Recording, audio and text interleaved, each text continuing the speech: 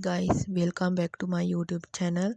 ඔය ඉතින් ඉන්නේ මම එහෙනම් ඉතින් අපි වීඩියෝ එකට ඔන්න ඉතින් අපි ගෙදරින් කෑමත් හදාගෙන යන්නයි හදන්නේ. පාන්දර 4ට විතර නැගිටලා කෑම හදාගෙන අපිත් එක්ක තව කට්ටියක් සම්බන්ධ වෙනවා නුවර ඉඳන්. ඒ කට්ටියටත් එක්ක හදන්න ඕනදා එතන 8 දිනක් විතර ඉන්නවා. ඒ කට්ටියටත් එක්ක තමයි අපි කෑම හැදුවේ. ඒත් අපිට යන්න එනකන් ඉතින් අපි හිමීට බොජුන් අහනකට ගිහිලා කාලා එහෙම යන්න තමයි හැදුවේ. බලන්න ලස්සන උදේ පාන්දර වීව් එක නම් හරිම ලස්සනයි. මං හරිම ආසයි. මගේ පළවෙනි වීඩියෝ එකකින් හින්දා ඉතින් මොනවා හරි අඩුපාඩු ඇති ඉතින් ඔයාලා මට කමෙන්ට් එකකින් ඒවක් දාන්න. එතකොට මට ඒ දේවල් හදාගන්න පුළුවන්. බලන්නකො මේ කවුද ඉන්නේ කියලා. චූටි පුරුපුරියෙක් ඉන්නවා. ඉතින් හරිම ආසයි දැක්කම. හරිම අහිංසකයි. ඔන්න ඉතින් එහෙනම් අපි කාලා ඉවර වෙලා ඉක්මනට කන්තලේ වැව ගාවට ආවා. බලන්නකෝ අපි ඉතින් හිටියා මේ මෙතනට වෙලා ඒ කට්ටිය එනකන් ටිකක් වෙලා ඉන්න වුණා. යාලා එනකන් දුර ඉඳන් එන හින්දා අපි ඉතින් වටේ තියෙන සුන්දරත්වය බල හිටියා. බලන්න අර ඈත චෛත්‍යයකුයි බුදු පිළිමකුයි පේන හරිම අපිත් එක්ක එනවයි කියපු කට්ටියත් එක්ක අපි ඉක්මනට ඔතන ඉඳන් කාලා අපි කෙලින්ම ගියා හමුදා කඳවුරට. අපි දැන් ඉස්සලා එකේ ඇතුල් වෙන්න ඕන. ඇතුල් වෙනකොට කලින් අපි එන්න කලින් එයාලට දැනුවත් කරලා තියෙන්න ඕන අපේ නම් ගම් විස්තර හැමදේම.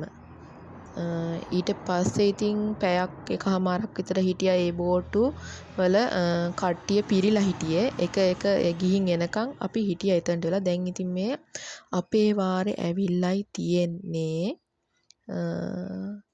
අපි බලමු එහෙනම් යනකොට. ඇත්තටම ඉතින් මේ ගමන සෙට් උනේ ඉතින් අහම්බෙන් වගේ. කොහොම හරි අපේ තාත්තාගේ නෑදෑ වෙන පුතෙක් ඒකේ ඉන්න හින්දා ඒක කලින් දැනුවත් කරලා යන්න ඕනේ කියලා කිව්වා. ඉතින් අපි තුරු හැමදේම දීලා කොහොම හරි ඇතුල් වුණා. දැන් ඉතින් මේ අපි බෝට්ටුවේ වතාවට තමයි මේ වගේ අත්දැකීමක් විඳින්නේ.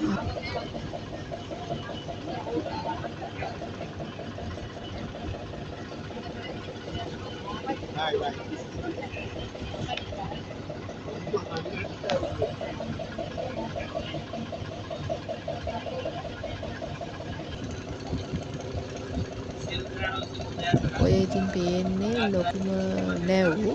ඒවා ඉතින් මුහුද මැද හරියේ තමයි ඒවා නවත්තලා තියෙන්නේ.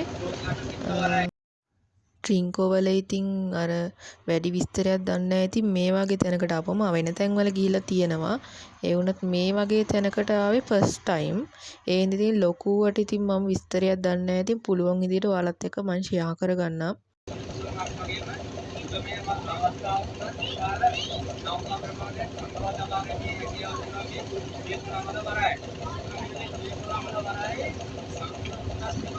ඊට පස්සේ අපි කෙලින්ම ගියා ඒ කඳවුර ඇතුළෙම තියෙන කෞතුකාගාරයට ගිහිලා ගොඩක් දේවල් ඉතින් බලන්න තිබ්බා.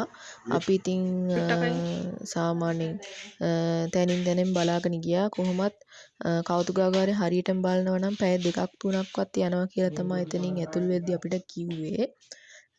සාමාන්‍ය විදිහට ඉතින් බලාගෙන ගියා. අපි ඉතින් ගොඩක් බඩගින්නේ හිටියේ. ඒ නිසා අපි ඉක්මනට බලාගෙන ආවා.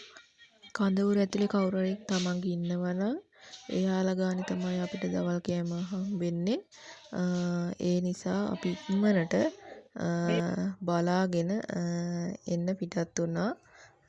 ඔය බලන්න ඉතින් අපි එතන උඩ වෙනම කෑල්ලක් තියෙන අපිට හැම වීව් එක වටේටම බලන්න පුළුවන් විදිහට. ඒකත් ඉතින් බලලා අපි ඉක්මනට ආවා.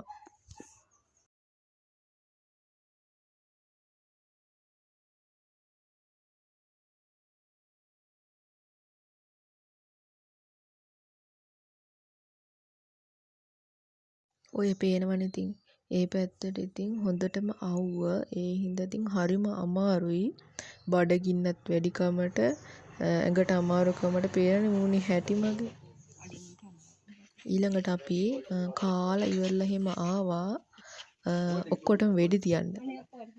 ඔය වගේ වෙඩි තියෙනකොට ඉතින් රුපියල් 20ක් එතනින් ගත්තා අපෙන් එක එක්කනාට. මං නම් ඉතින් වෙඩි තිබ්බේ නෑ. ඉතින් ඒක දකිද්දිත් බය හිතෙනවා. අතින් අල්ලන්න හිතෙනෙත් නෑ. ඇඟත් එක්ක වෙවුලනවා. හැමෝම ඉතින් මේ ඉලක්කෙටම තිබ්බේ නෑ. ඉතින් කීප දෙනෙක් ඉතින් පිරිමි කට්ටිය නම් කොහොම හරි මේ ඉලක්කෙට විද්දා. ඊළඟට අපි ගියා මුව බලන්න. බලන්න යාලා හරිම අහිංසකයි. කතා කරපම බෙදියා බලාගෙන ඉන්න මට කතා කරන්නේ බලන්නේ. මේ මෙයා බලනවා. අර මං කිව්වේ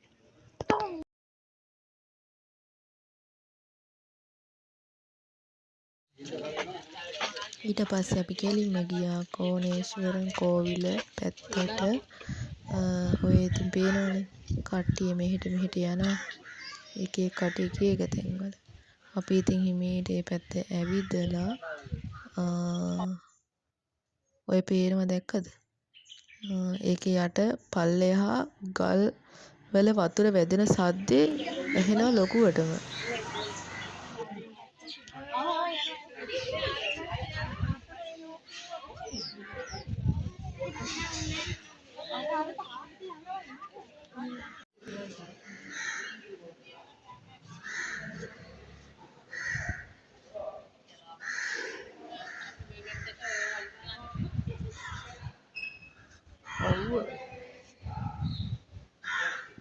ඔය ඉස්සරහින් ඉන්න එක්කන අපිත් එක්ක ආපු අහිංසකම එක්කනා.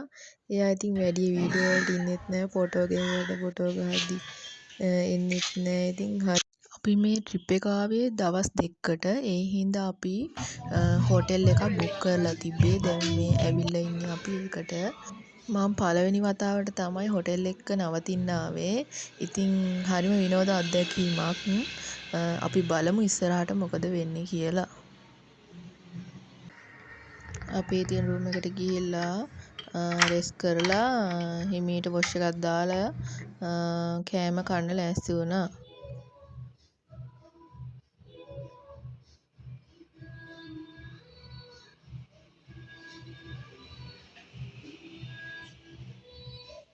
මේ හෝටලේ දෙමළ අයගේ මේ හෝටලයක්. ඉතින් මේ හෝටලේ බාර ඉන්න කට්ටිය හරිම හොඳයි. මේ හෝටල් එක තියෙන්නේ ට්‍රින්කෝ නිලාවේලි බීච් එකට ටිකක් දුරින්. මට හරියටම ගාන පල්ලෙහා ඩිස්ක්‍රිප්ෂන් බොක්ස් එකේ එයාලගේ විස්තර ඔක්කොම දාලා තියෙනවා. ඉතින් අපිට රෑ 9ට විතර කෑම හම්බුණා. කෑම නම් හරිම රසයි. good morning guys. ඉතින් හොඳටම නිින්ද ගියා රෑ. ඔය තියෙන්නේ මගේ අවුට්ෆිට් එක. දැන් ඉතින් අපි පිටත් වෙන්න හදන්නේ.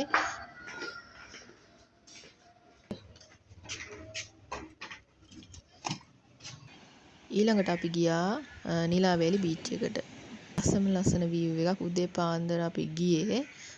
ඊයේ අපි යන්න හිටියේ ඒ වුණත් රෑ වුණ හින්දා රැල්ල පාගන්න ගියේ නෑ. මොකද රැල්ල ගොඩක් සැර වැඩි වෙලා තිබ්බේ. එතකොට පොඩි අය ඉන්න හින්දා අපි ගියේ නෑ. කෙලින්ම අපි හෝටල් එකට තමයි ගියේ.